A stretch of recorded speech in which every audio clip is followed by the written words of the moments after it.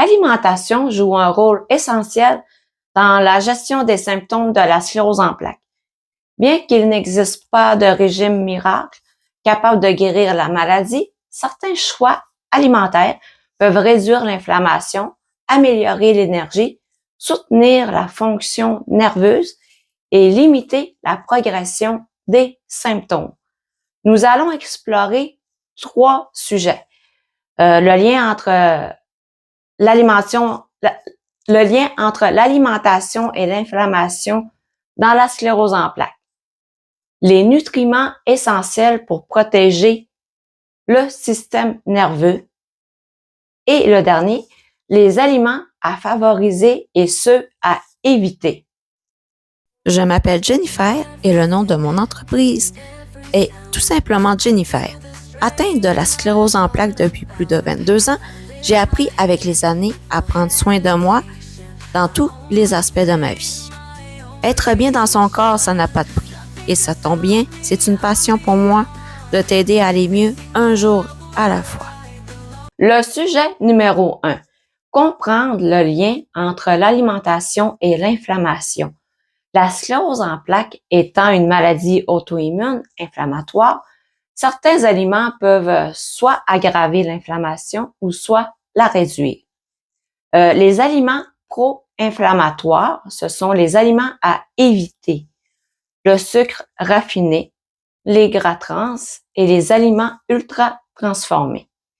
Il y a les aliments anti-inflammatoires, ce sont les aliments à favoriser. Ce sont les fruits et légumes, les oméga 3 et certaines épices comme le curcuma. Adopter un régime équilibré et anti-inflammatoire permet de réduire la fatigue, améliorer la mobilité et ralentir la progression de la sclérose en plaques. Le sujet numéro 2. Les nutriments essentiels pour la sclérose en plaques. Le premier nutriment sont les oméga 3 qui réduisent l'inflammation et protègent les neurones. On les retrouve dans le poisson gras, comme le saumon, les graines de lin et les noix. Le deuxième nutriment est la vitamine D. Elle est essentielle pour le système immunitaire et la santé osseuse. On la retrouve dans les poissons gras aussi, les œufs, les champignons et quand on prend du soleil dehors. Il y a aussi le supplément de vitamine D qu'on retrouve dans les pharmacies. Moi, depuis que j'ai 17 ans, je prends 20 000 UI de vitamine D par semaine, prescrit par mon neurologue. Le troisième nutriment est le magnésium. Il réduit la fatigue et améliore la fonction musculaire. On les retrouve dans les amandes, les bananes, les épinards et le chocolat noir.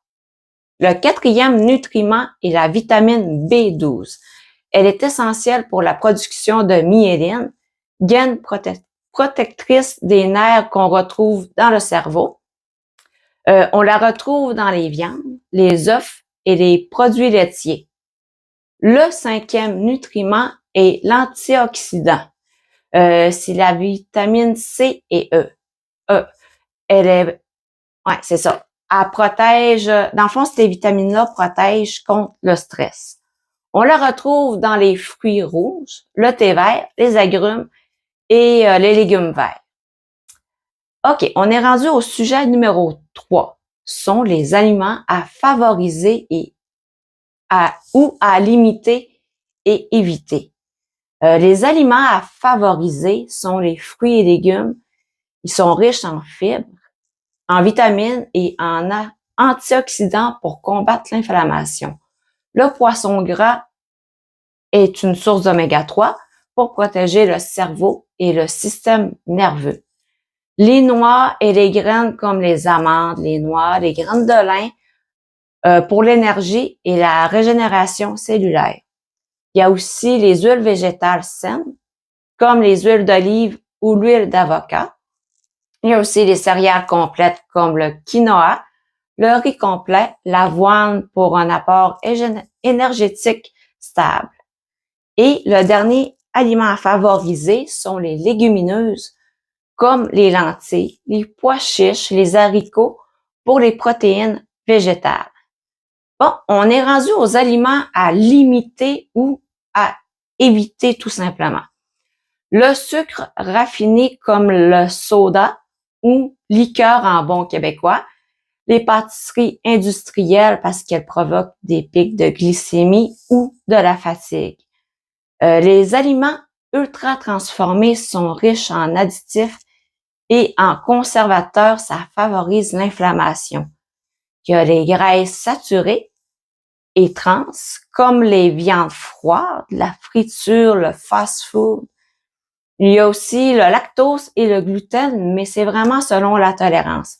Certaines personnes observent une réduction des symptômes en limitant les produits laitiers et le gluten, mais pour moi, les produits laitiers sont corrects.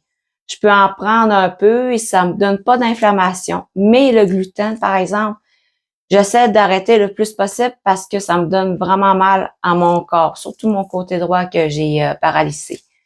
Dans le fond, une alimentation anti-inflammatoire et équilibrée permet d'améliorer l'énergie, de réduire l'inflammation et de soutenir la santé chez des personnes atteintes de sclérose en plaques. Chaque personne réagit différemment aux aliments. Il est donc recommandé de tester et d'adapter son régime selon vos besoins.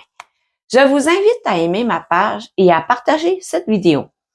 Je t'invite à télécharger mon outil gratuit, un petit cadeau gratuit, 7 trucs pour gérer son stress. Sur ce, je vous souhaite une merveilleuse journée. Bye bye.